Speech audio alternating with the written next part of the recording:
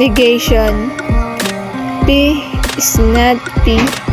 So, T, kabaligtaran niya is false. False, kabaligtaran naman true.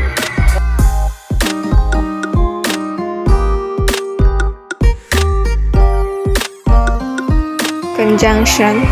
Ang symbol ng conjunction is called AND. Para makuha natin ang value dito, kailangan natin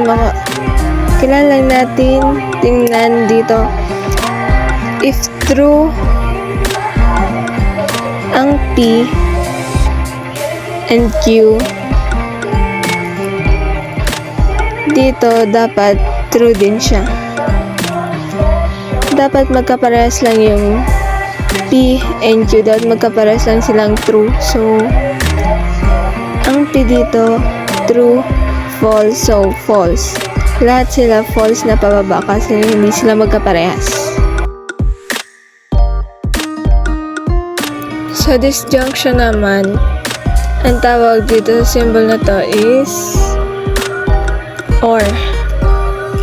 Para makuha ang value dito, okay, para makuha natin yung true, kailangan lang dapat may isa sa kanila sa P at Q ang merong true. So, dito, parang silang true. Ang P is Q, ang P is true, ang Q naman is false.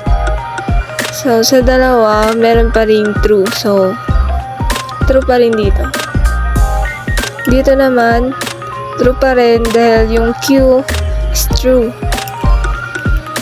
At dito naman sa pinakahuli, walang true sa kanilang dalawa. So, ang isasagot natin dito is false. Ngayon, meron tayong example. Not P and Q.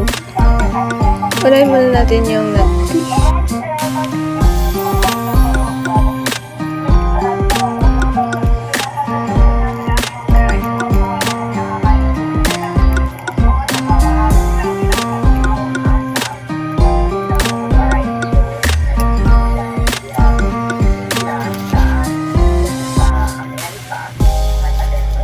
Ito naman sa not P and Q.